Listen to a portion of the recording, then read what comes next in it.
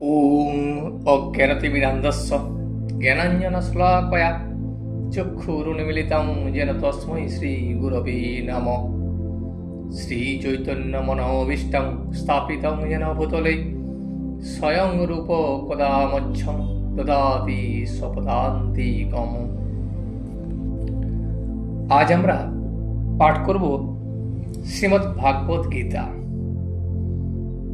কিন্তু গীতা পাঠ করার আগে আমাদের জানতে হবে গীতা কি বা কোথা থেকে গীতা এলো। শ্রীমদ্ ভাগবত গীতা যদিও একক ও মূল গ্রন্থরূপে ব্যাপকভাবে প্রকাশিত হয়ে বহু পঠিত, কিন্তু এটি প্রকৃতপক্ষে প্রাচীন বিশ্বের ইতিহাস স্বরূপ। এটি সংস্কৃত ভাষায় রচিত মহাকাব্য মহাভারতের একটি অংশ।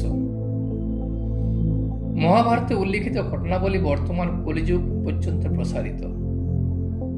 এই যুগের প্রারম্ভে প্রায় 5000 বছর পূর্বে ভগবান শ্রীকৃষ্ণ তার সখা ও ভক্ত অর্জুনকে শ্রীমদ্ ভাগবত গীতা বলেছিলেন। জনসমাজে অন্যতম শ্রেষ্ঠ দার্শনিক ও ধর্মীয় সংলাপ রূপে বিদিত তাদের এই কথোপকথন ধৃতরাষ্ট্রের 100 পুত্র ও তাদের জ্ঞাতি ভ্রাতা পাণ্ডবপুত্র তথা পাণ্ডবদের মধ্যে বিবাদের পরিপ্রেক্ষিতে উদ্ভূত মহাসংগ্রামের প্রারম্ভে এটি হয়েছিল। ধৃতরাষ্ট্র ও পাণ্ডু দুই ভ্রাতা, তারা দুজনেই কুরুবংশে জন্মগ্রহণ করেছিলেন। আর এই শশাগরা পৃথিবীর ভূতপূর্ব সম্রাট মহারাজ ভরতের বংশজ রূপে, যার নাম থেকে মহাভারত নামটির উদ্ভব হয়েছিল। যেহেতু জ্যেষ্ঠ ভ্রাতা ধৃতরাষ্ট্র ছিলেন জন্মান্ধ, তাই তাঁর প্রাপ্য সিংহাসন কনিষ্ঠ ভ্রাতা পাণ্ডুকে প্রদান করা হয়েছিল। পাণ্ডু কিন্তু অল্প বয়সেই দেহত্যাগ করেন। তিনি দেহত্যাগ করলে তার পঞ্চপুত্র যুধিষ্ঠির, ভীম, অর্জুন, নকুল ও সহদেব ধৃতরাষ্ট্রের তত্ত্বাবধানে পালিত হতে লাগলেন। যে ধৃতরাষ্ট্র উদ্ভূত পরিস্থিতির কারণে সাময়িকভাবে রাজা হয়েছিলেন। এইভাবে ধৃতরাষ্ট্র ও পাণ্ডুর পুত্ররা একই রাজ পরিবারে একই সঙ্গে পালিত হয়েছিলেন। উভয়ই সামরিক কলাকৌশলের শিক্ষা দক্ষ আচার্য দ্রোণের কাছ থেকে প্রাপ্ত হয়েছিলেন এবং পরম শ্রদ্ধেয় পিতামহ ভীষ্ম ছিলেন তাদের অভিভাবক ও উপদেষ্টা। তবুও ধৃতরাষ্ট্রের পুত্ররা, বিশেষ করে জ্যেষ্ঠ পুত্র দুর্যোধন, পাণ্ডবদের খুব ঘৃণা ও হিংসা করত। আর অন্ধ ও দুর্বল মানসিকতা সম্পন্ন ধৃতরাষ্ট্র চাইতেন যে পাণ্ডবপুত্রদের পরিবর্তে যেন তার নিজের পুত্ররাই রাজ্যের উত্তরাধিকারী হয়। এইভাবে দুর্যোধন তার পিতা ধৃতরাষ্ট্রের সম্মতিক্রমে পাণ্ডুর নাবালক পুত্রদের হত্যা করার ছক বসেছিল। কিন্তু তাদের পিতৃব্য বিদুর ও জ্ঞাতি ভ্রাতা ভগবান শ্রীকৃষ্ণের সতর্ক রক্ষণাবেক্ষণের ফলে পাণ্ডবেরা বহুবার রক্ষা পান। ভগবান শ্রীকৃষ্ণ একজন সাধারণ মানুষ ছিলেন না, তিনি ছিলেন স্বয়ং পরমেশ্বর ভগবান, যিনি এই পৃথিবীতে সমসাময়িক আরেকটি রাজ পরিবারে অবতীর্ণ হয়ে রাজপুত্রের ভূমিকা পালন করেছিলেন।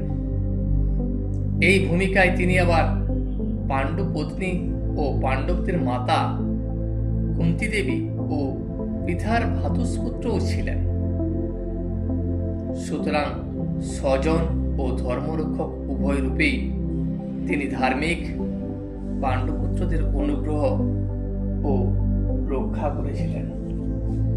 যাই হোক, শেষ পর্যন্ত ধূর্ত দুর্যোধন পাণ্ডবদের দুধ ক্রীড়ায় আহ্বান করেছিল।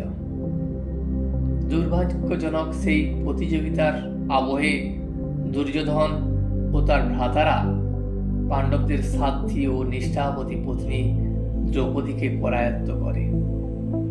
রাজা ও রাজপুত্রদের সেই সভায় অপমানজনকভাবে বিবস্ত্র করার অপচেষ্টা করেছিল, কিন্তু ভগবান শ্রীকৃষ্ণের দিব্য হস্তক্ষেপের ফলে তিনি তা থেকে রক্ষা পান বটে।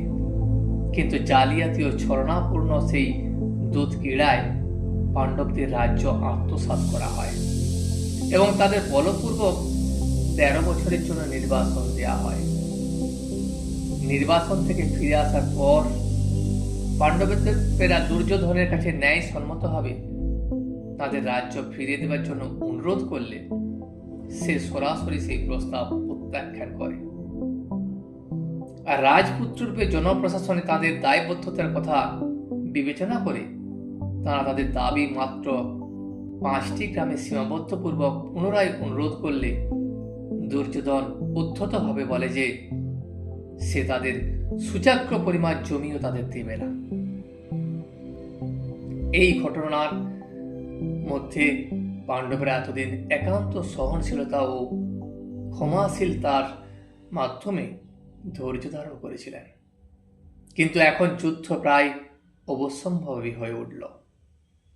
সমগ্র বিশ্বের রাজন্যবর্গ দুভাগে বিভক্ত হয়ে পড়লেন। কেউ ধৃতরাষ্ট্রপুত্রের পক্ষ অবলম্বন করলেন, আবার কেউ পাণ্ডবদের পক্ষ অবলম্বন করলেন। সেই সময় শ্রীকৃষ্ণ স্বয়ং পাণ্ডবদের দূতের ভূমিকায় অবতীর্ণ হয়ে ধৃতরাষ্ট্রের রাজসভার শান্তির বাণী বহন করে নিয়ে গেলেন। সেখানে তাঁর আবেদনও নাকচ করা হলো এবং তখন যুদ্ধ সুনিশ্চিত হয়ে গেল। উচ্চ নৈতিক আদর্শ মতাবলম্বী পাণ্ডবেরা শ্রীকৃষ্ণকে পরমেশ্বর ভগবান বলে জানতেন, কিন্তু ধৃতরাষ্ট্রের পাপিষ্ঠ পুত্ররা তা জানত না। তবুও শ্রীকৃষ্ণ প্রতিপক্ষের ইচ্ছানুসারেই যুদ্ধে অবতীর্ণ হতে চেয়েছিলেন।